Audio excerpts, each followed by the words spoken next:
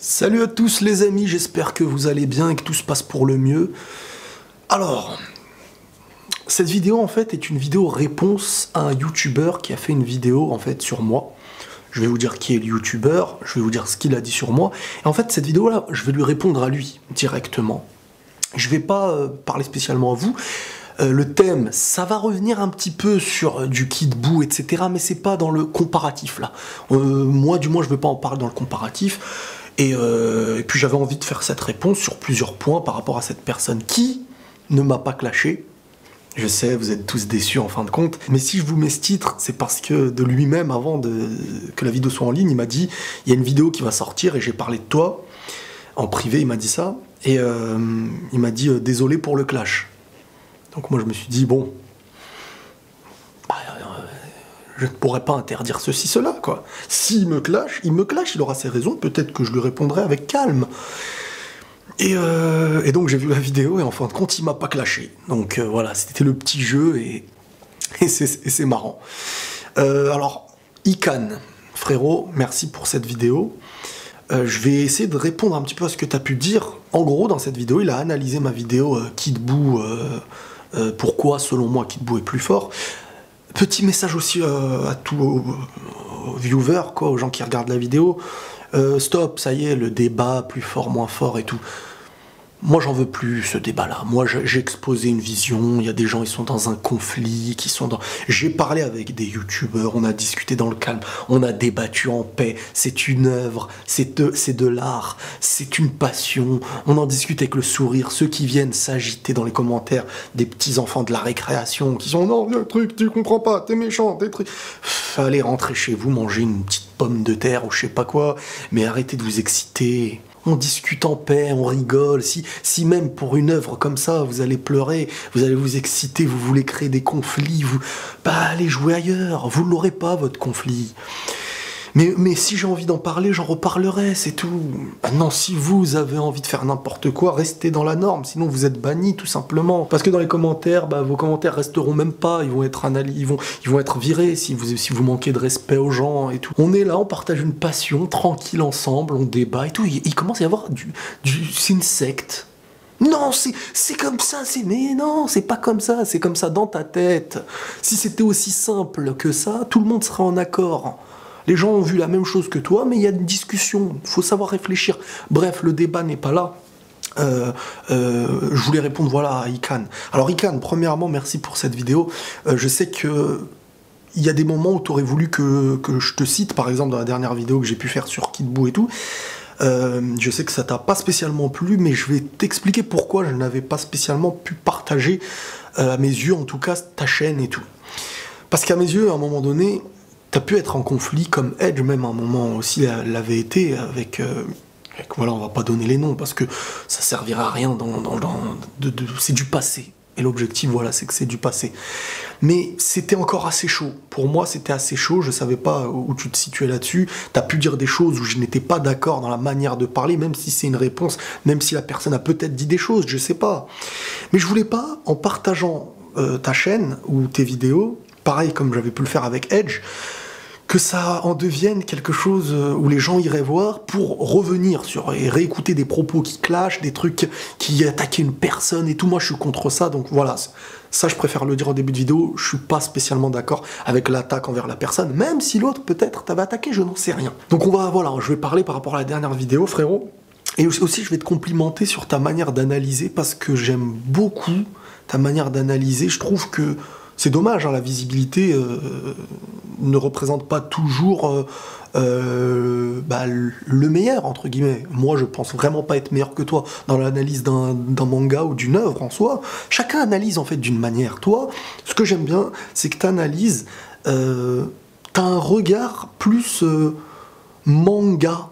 Moi, je peux t'analyser un manga, comment ça s'appelle, un film et tout, mais que avec le même œil en soi. Le message, une philosophie.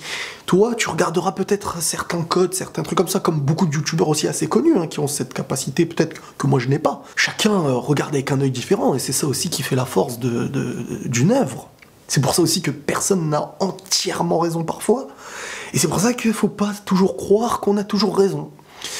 Donc voilà, par rapport à la visibilité et tout ça, par rapport au fait que je ne t'avais pas cité et tout ça, c'est vraiment histoire de calmer ce qui pouvait être chaud sur le moment et de ne pas allumer des mèches, ou je sais plus comment on dit. Moi-même, parfois, j'ai déjà voulu répondre à certaines choses. C'était qu'une question d'ego, et je me suis dit non, on va mettre ça de côté, et on est tranquille, on parle d'une œuvre. Si pour Dragon Ball on part en cacahuète, franchement, c'est que là on a raté notre vie. Mais savoir en parler avec passion, dans une différence d'avis et tout ça, ça j'aime. C'est quelque chose que j'aime. Sur Internet, ça existe que très peu dans la paix. C'est dans le privé. C'est pour ça que j'aime bien parler avec les gens en privé. Et dans les vidéos, je ne citerai pas souvent les gens dans les conflits, dans les trucs comme ça. J'aime bien aller voir directement la personne. Tu discutes entre hommes. Et tranquille, voilà. Il y aura toujours une meilleure entente et pas cet ego qui va surmonter. Bref, je vous saoule 1 heure alors que je rentre même pas dans le débat. Un truc que j'aime bien, que tu as cité dans ta vidéo, c'est vrai qu'on oublie très souvent que Toriyama, quand les gens disent c'est un flemmard, que les gens en fait sont... Tu vois, presque tous les mangaka, quand vous allez leur dire est-ce que vous avez voulu dire ça dans votre œuvre, est-ce que le message c'était ça, ils vont dire ah bah c'est bien ce que vous dites, je n'avais même pas pensé à ça, quoi. Beaucoup de gens oublient cette philosophie, cette modestie asiatique et très japonaise. C'est culturel, c'est vraiment culturel de ne pas être hautain. Ça veut dire que quand tu vas demander des choses parfois, le créateur d'une œuvre ne va pas te dire « Ah oui, j'ai fait ça pour ça, pour ça, pour ça, pour ça, j'ai été faire mes recherches sur ça. » Non, non, non. Il va dire « Oh bah, tu sais, je suis inflé. » C'est un peu comme Goku. Voilà, la représentation de Goku, du mec qui est très, très intelligent au niveau du combat. Mais quand il va se passer un truc, il va dire « Ah bah, j'ai eu de la chance. » Tu vois, c'est cette manière de... Et les gens pensent aujourd'hui qu'un mec comme Akira Toriyama, c'est quelqu'un qui n'a pas de recul, qui ne fait aucune recherche et qui fait les choses au hasard. Et ça fait croire parfois dans une analyse que des choses qui ont une importance n'en ont pas. Parce qu'ils se disent Toriyama n'a pas réfléchi autant. Alors autant parfois, bien sûr, c'est vrai qu'il y a des débats qui sont futiles et même le niveau de puissance parfois ne se mesure pas en termes de chiffres à certains moments. Mais avec Boo et tout ça, pour moi, il y avait une compréhension au-delà. J'y reviens après. Et t'as raison sur ça, c'est vrai. C'est un truc très très important. Par rapport à l'univers que peut avoir l'arc Boo, c'est un univers de sorciers, un univers de sorcellerie, un univers qui a même été dit. Alors j'ai pas de source, malheureusement. J'avais les sources, j'étais tombé sur un truc qui expliquait que, je sais pas si c'est Toriyama lui-même, mais qui, quand on lui a demandé est-ce que ça venait du monde, entre guillemets, oriental, Boo et tout ça, et ben il y a un autre détail qui le prouve, c'était la petite tenue de Boubou là, vous voyez le petit truc là qu'il met là, bah ça, et puis même le gros genre de pantalon, c'est très oriental, hein. C'est comme un sarouel qu'il a, mais genre en mode tu vois, c'est très oriental le truc. Et le haut, il a son petit truc comme Aladdin. Le côté oriental, le côté djinn avec Boo. Pour toutes les personnes aussi, là je parle à tout le monde, à toutes les personnes qui me disaient oui mais djinn, non c'est pas le bon terme en japonais, tout ça. Faut savoir que djinn, ça ne veut juste dire en fait, si je me trompe pas, tout simplement un esprit. Quelque chose dans la religion musulmane du monde invisible. Ce que certains aujourd'hui appellent fantômes, ce que dans les films d'horreur, vous voyez même les possessions et tout ça, et ben dans Dragon Ball, voilà, ça a été représenté. Il y a trop d'additions, d'arguments pour prouver que ça parle de ça. On peut pas me dire non, c'est pas vrai. Majin, c'est démon, esprit démoniaque. C'est la traduction. Et ça représente clairement le truc. Les sorciers, c'est Bibidi et Babidi. N'oublions pas aussi l'expression Babidi, Bibidi, Boo. C'est une formule magique pour certains, sorcellerie pour d'autres. Ça coïncide avec le terme djinn, avec la tenue, avec ce que fait un esprit, un djinn, ou tu l'appelles comme tu veux, mais c'est précisé djinn dans les versions d'avant, dans la perfecte édition, et dans une autre traduction, si vous voulez, appelez ça autrement. Un démon, c'est la même chose, il prend possession. Et donc je trouve que tu as bien fait de revenir sur ça, parce que moi-même ça me fait revenir sur un truc, aussi une petite erreur que j'ai faite, mais qui ne change en rien mon argumentation, même si beaucoup ont voulu jouer là-dessus pour trouver une faille. C'est en fin de compte quand j'avais pu dire Jin Shuriki, Jin Kazama, en disant que le terme Jin est utilisé très souvent, mais en fait en japonais Jin, J-I-N, traduit en français J-I-N et pas D, D-J-I-N-N, donc c'est la différence. Le djinn, D-J-I-N-N, c'est le démon, l'esprit. Et le jinn, J-I-N, représente, si je ne me trompe pas, l'homme ou un truc comme ça, quoi. Donc en soi, il n'y a aucun problème. Dans ma vidéo, c'est la petite erreur qui parlait d'argumentation en termes de dire, quand je disais que les Japonais utilisaient très souvent le terme djinn. Mais ça ne change rien à ce que j'ai pu dire sur Boo. Donc oui, on est assez d'accord sur ça. Même si pour moi, il n'y a pas de clan. Hein, parce que je sais que toi, vous êtes très... le clan, en face, c'est nos ennemis et tout. Moi, je suis pas dans cette vision. Bon, après, chacun pense comme il veut, mais c'est amical, normalement. Si ça dépasse cette frontière, c'est que soit notre ego, soit l'ego en face, il y a un conflit, parfois on n'est pas content. De toute manière, il n'y aura pas de vérité ultime, même si Toriyama a annoncé quelque chose, un clan comme l'autre dirait, tu vois, les malhonnêtes, chacun dirait non, c'est pas bon, c'est pas truc. Mais ben, c'est pas grave, c'est qu'un animé. On en discute en paix. Je vous jure que j'ai rarement autant de commentaires ou de dislikes que quand on parle d'animé. Quand on parle d'animé ou qu'on tranche dans un truc comme ça. C'est quand même incroyable. Parce qu'aujourd'hui, j'ai traité des sujets dans mes vidéos des sujets de la vie de tous les jours, hein, des sujets ultra polémiques. Jamais eu autant de dislikes que quand tu parles de Dragon Ball. Ça prouve beaucoup de choses. Ça prouve que les gens, parfois déjà, ne regardent même pas ta vidéo, ils te coupent. Ça prouve que ça crée une haine aussi. Parce qu'avoir la facilité de dislike quelqu'un, à part quand... bon, sur 100 dislikes, il y en aura 10 qui vont être faits par des mecs qui n'ont rien contre toi. Qui sont juste là, ça m'a pas plu. La prochaine, je pourrais mettre un like si ça me plaît. Il n'y a pas d'objectivité dans le fait de mettre des likes et des dislikes. Hein. C'est juste qu'il y en a qui n'aiment pas ma tronche. Hein. Ils viennent voir la vidéo juste pour dislike, etc. Donc en soi, moi, je ne regarde même pas le nombre de dislikes. Mais c'est vrai que quand tu regardes, c'est que ce style de vidéo-là où les gens sont choqués. Je pourrais faire une vidéo en utilisant parfois des termes racistes et tout, que ça n'aurait pas autant de dislikes. C'est énorme, mais ça prouve que l'animé, en France, est perçu quand même par une grande partie de gens qui ont un ego et qui sont parfois des enfants gâtés. Pas tous, mais il y en a beaucoup. Parce que on n'est plus dans l'analyse et la discussion, on est dans l'ego de se dire j'ai raison, si tu me dis ça, c'est que oula, t'es loin, tu comprends rien. Bref, pour en revenir à Kid Boo, j'en avais même reparlé en live, frérot, j'ai discuté avec des gens qui connaissent bien Dragon Ball. Et j'ai aucun argument concret qui venait me dire que Boo était plus fort. C'était que des discussions liées à avant, sur un mot, 2 mots. Mais s'il a dit ça, ça veut dire que... Mais moi, ce que je me dis, c'est que c'est la conclusion qui compte. Dans un livre, quand il y a des propos qui sont donnés à la page 30, et qu'à la page... le livre, il a 300 pages, et qu'à la page 299, il y a une conclusion. Même si elle va en désaccord avec ce qui a été dit à la page 30, bah, peut-être que ça n'a pas été fait correctement, peut-être ce qu'on veut, mais on est obligé, à mes yeux, de croire à cette finalité. Et quand je voyais Kibitoshin, frérot, qui disait les propos, parce que là, je vous évoque comment moi-même ça m'a convaincu. Bah, quand je voyais Kibitoshin, au moment où on voit Kid Boo utiliser ses propos, je me suis dit, si en fin de compte, Kid Boo n'était pas le plus fort, il n'y a aucun intérêt à évoquer le fait qu'il perde de la puissance quand il absorbait. Ça n'a aucun intérêt. Pourquoi réfléchir à écrire une chose pareille, si ce n'est que devoir nous montrer un personnage qui est le plus terrifiant, le plus puissant aussi, parce qu'on parle de force et pas que de danger. Ça n'aurait aucun intérêt de le rendre moins fort, mais d'inquiéter plus.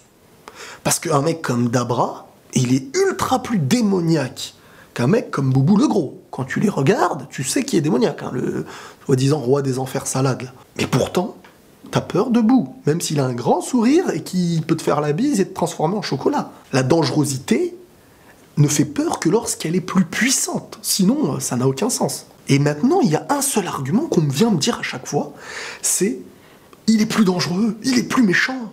Mais s'il était juste plus dangereux et plus méchant, quand il était pur, Bibidi ne pouvait pas le contrôler. C'est quand il a absorbé que Bibidi pouvait le contrôler. La dangerosité de ce moment-là nous montre que la puissance est liée au démon de son esprit pur, primitif. Lorsqu'il mange, lorsqu'il absorbe, lorsqu'il possède, comme tu veux le terme, et qu'il y a une âme qui vient en lui, il perd en puissance. Des termes à la fin qui ont été sortis après tout ce qu'on peut me sortir avant. Voilà frérot pourquoi moi j'ai été convaincu de cette idée. On peut me dire ce qu'on veut, moi je suis quelqu'un, quand je suis convaincu d'un truc, vous savez, hein, j'ai des croyances, voilà, on ne croit pas en ce que je crois, on me rabaisse plein de fois, il y a tellement de choses dans la vie qui sont bien plus importantes, où je sais qu'on va me rabâcher des choses auxquelles je ne crois pas, et auxquelles les gens veulent te rabaisser, ça se voit à la télé, ça se voit partout, que 200 ou 300 personnes qui viennent me parler de Kid Buu ou Bouane, moi ça m'inquiète pas, c'est pas ça, je vais dire oh non, il faut pas que j'en parle et tout, tu vois. Et malheureusement, il y a beaucoup de gens aujourd'hui qui pensent que lorsqu'ils vont dire 3 mots dans un forum assis en slibard devant leur ordi, que ça va être inquiétant en disant oh, il connaît rien. Moi, je donne mes propos. Si je connais rien, bah il n'y a rien qui prouve que vous connaissez plus en tout cas. Donc voilà aussi pourquoi je dis tout hein, dans cette vidéo comme ça. Au moins c'est clair, frérot. Un autre truc aussi, c'est que à aucun moment on a évoqué Kid Buu. Si Kid Buu était moins fort et que ça avait été travaillé à l'avance par Toriyama, il y a une importance à savoir que ça n'a pas été travaillé à l'avance, ce personnage, et qu'il a été créé obligatoirement après Végétaux et tout ça. C'est que s'il avait été moins fort, donc moins dangereux, donc quelque chose qui marque moins l'esprit du spectateur, parce que si tu veux prouver qu'il est moins fort, tu vas pas le ramener dans un moment fatidique. Donc t'en aurais parlé avant, ou t'aurais utilisé des termes qui montrent qu'il est moins fort. Tu te dis, il est moins fort, on a vu pire, mais il est quand même dangereux. Là, non. Une inquiétude comme il n'y en a pas eu une seule. D'autres arguments qui me disaient, mais Végétaux apparaît pour affronter ce qu'il y a de plus fort. Moi, je peux être d'accord avec cette idée. Sauf que Végétaux est apparu, a affronté Bouane. Bon, il l'a martyrisé. Mais sur le coup, Kid Buu n'est peut-être même pas écrit. Et que lorsqu'il va écrire Kid Buu et créer le personnage, il se dit, même si, imaginons que c'est illogique, il se dit, je vais faire de lui le plus fort. Le dernier boss, le plus fort, et tiens, on va le faire revenir à sa forme la plus pure. En évoquant que c'est la forme la plus pure, on va évoquer que lorsqu'il aspire une âme, il perd en puissance. Là, pour beaucoup, c'est illogique, parce que Végétaux, truc, mais certains me disent, oui, mais Goku 3 affronte Kid Buu, et Végétaux affronte Bouane. Non. Bouane se fait battre par Végétaux, Kid Buu ne se fait pas battre par Goku 3, mais par le Genki-Dama de tout l'univers. Là, c'est une différence qui continue à renvoyer. Hein. Là, c'est une différence. Parce que c'est subtil, mais c'est important. Faut comparer ce qui a vaincu un ennemi contre ce qui a vaincu un ennemi. Pas uniquement sur lequel il s'est affronté. Parce que sinon, Jiren, on va le comparer à tous ceux qu'il a pu affronter dans un combat. À un moment donné, il était face à C17. Ça se vaut? Non. C17 l'a touché à un moment donné. Ça veut dire qu'ils ont rivalisé? Non. N'oublions pas qu'on est à la fin de l'œuvre. La création d'un personnage qui peut-être ne date que de quelques mois, à un moment donné, il y aura un échange de coups. Parce que l'échange de coups aussi qu'il y a pu avoir entre Kid Buu et Goku 3 permet aussi de nous montrer un Vegeta qui se remet en question sur la fin de l'œuvre. Il faut trouver une séquence. Il faut mettre un peu Goku à l'honneur. Même si Goku lui-même évoque dans le manga. Alors on va pas parler de l'animé. Parce que l'animé c'est clairement ce qui prouve. Il faut savoir que Toriyama et tout va voir les studios d'animation aussi. Du moins, je me rappelle que Kishimoto dans Naruto, chaque semaine avait son rendez-vous avec le studio d'animation. S'ils te disent un truc qui est clairement en désaccord avec le manga, à un moment donné, quand même, je pense pas qu'il y aurait... Tout va dans le même sens. Moi, avant, je pensais aussi que Bouane était plus fort. Et à un moment donné, voilà, frérot, pourquoi moi, j'ai changé, c'est pas... Moi, je fais même pas partie du manga game. Moi, je fais partie du rien, d'aucun jeu. Je donne mon avis, c'est le mien, j'explique pourquoi... C'est tout, je sais qu'il y aura 3 zigotos par-ci pas contents, des zigotos par-là pas contents. Ils n'auront aucun impact dans ma vie, ces gens-là, à part écrire dans un clavier, ils ont les mains qui transpirent. C'est tout ce qu'ils savent faire. Moi, je veux quelqu'un qui se met face à moi et qui discute. Quelqu'un avec qui je discute en privé. Il me fait un vocal, il m'explique ses arguments, je lui explique les miens. Quelqu'un qui a vu ce que je dis. Pas quelqu'un qui dit une phrase au hasard pour faire rigoler la galerie. Et des gens inventent des fausses phrases pour ensuite que d'autres se moquent. Tu vois, ça...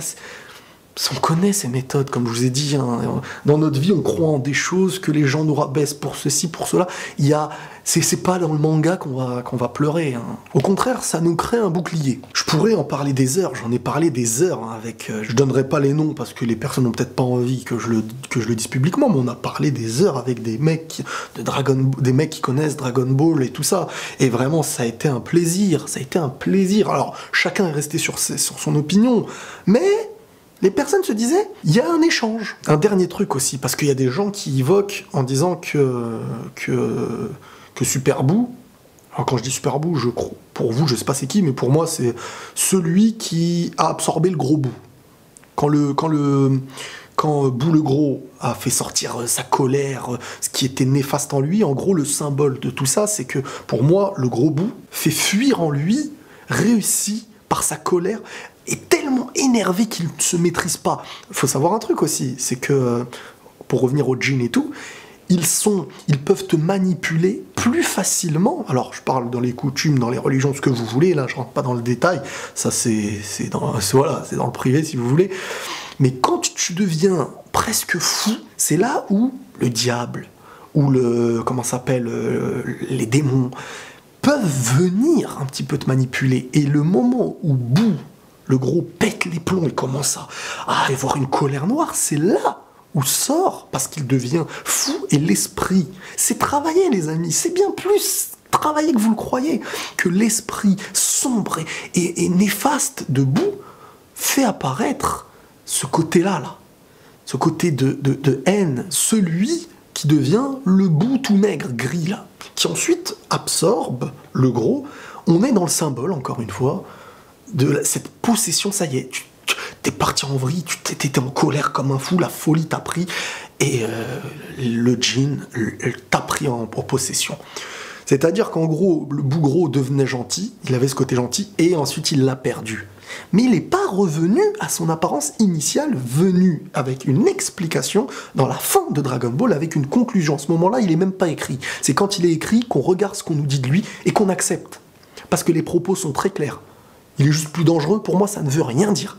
Ça n'a aucun sens de me dire il est juste plus dangereux. Le dernier méchant, que celui que tu dois battre avec le Genki-Dama, alors Genki-Dama n'a pas été utilisé sur les autres. Si on joue au même jeu que chacun, le Genki-Dama n'a pas été utilisé sur les autres.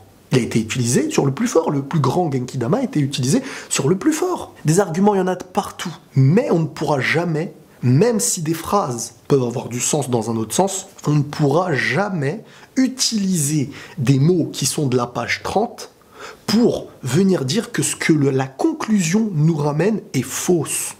Que c'est juste un mec dangereux. Si t'es tellement terrorisé comme Kibitoshin, que tu dois sortir un Genki-Dama avec l'énergie de tout l'univers, que c'est le dernier méchant, qui a des termes très simples à comprendre, mais nous, on commence à créer des mots. Moi, je ne crois pas, même si vous étiez 1 million à venir me dire avec tous vos arguments. Lisons une conclusion ensemble, c'est tout. Bref, merci en tout cas Ikan pour ta vidéo, frérot. T'as fait une longue analyse, et j'aime beaucoup tes analyses. Juste voilà, mettons de côté, hein, vraiment je me dissocie de tous vos clashs. Je veux pas que ça en fasse la promotion. Les amis, abandonnez ça, c'est un animé, c'est un plaisir, c'est une œuvre. On mange ensemble et je vous paye la nourriture et on discute même avec ceux qui sont en désaccord. C'est ça normalement la passion. Vous n'aimez pas réellement Dragon Ball, vous avez plus d'ego que votre passion. Parce qu'une passion comme ça, on se la partage ensemble. Normalement, en accord ou en désaccord. C'est comme le foot. T'aimes pas mon équipe, tu dis que ton équipe est plus forte, mais c'est pas grave. Normalement, c'est ça la vraie passion. Donc, le vrai passionné ne fait pas passer son ego en disant non, il a dit l'inverse, c'est parce que là, t'es atteint dans ton ego. Moi, quand je vois quelqu'un qui parle d'une chose que j'aime, eh ben, je suis content. Surtout quand il le fait avec bon sens et qu'il fait pas monter son ego. C'est ça que j'aime. Et quand je parle en privé avec les fans de Dragon Ball, ça se passe toujours bien. C'est pour ça que quand il y a du monde, hein, les commentaires, les vidéos YouTube et tout, des fois ça s'enflamme. Voilà, Ikan, tu mérites quand même une visibilité, frérot, parce que je trouve que tu analyses bien, moi j'aime bien en tout cas. Il n'y a aucun message caché à toutes les personnes qui diront « Oh, il s'est embrouillé avec lui », c'est-à-dire que tu l'encourages. Vraiment pas. Je suis le premier à vous le dire. Si j'avais pas fait ce partage avant, c'est parce qu'il y avait ces clashs. Donc voilà, bon, si vous avez vu la vidéo jusqu'au bout, les amis, avant votre commentaire, vous mettez le nom d'un personnage de Dragon Ball. Voilà, parce que comme la vidéo elle est très très longue, je pense pas que beaucoup iront jusqu'au bout, et comme ça je lirai les commentaires de ceux qui ont été jusqu'au bout. Essayez, on va voir si vous êtes fort et que vous faites passer votre ego de côté, même quand vous êtes en désaccord, en paix, pas de message qui rabaisse pour rien les amis. Ça n'a aucun sens. Ne pensez pas toujours avoir raison. Discutons en paix. Peut-être que tout ce que je vous ai dit, peut-être que j'ai tort. Peut-être que ma manière de réfléchir est désaxée. Mais que je me crois moi-même. C'est possible. Mais je suis convaincu avec mes propos et avec, par exemple, les propos d'Ikan. Pourtant, nos propos en France sur YouTube ne sont pas plus majoritaires. Mais quand tu parles avec des adultes, c'est un peu différent. C'est beaucoup plus les très jeunes. Donc voilà, il y a des différences. Et en fonction des pays aussi, il y a des différences. C'est que de l'animé, c'est que du dessin, c'est une passion qu'on aime. Mais si la passion se transforme en haine, même si ce que je vous dis, vous vous en tapez, je pense, beaucoup, parce que vous avez déjà quitté la vidéo, disliké et insulté, mais au moins c'est fait, voilà. Oui, je suis revenu sur le sujet par rapport à la vidéo de Ikan, et voilà, je te souhaite une petite visibilité quand même, et dans la paix. Prenez tous soin de vous les amis, toi aussi frérot, merci pour la vidéo, et la paix sur vous.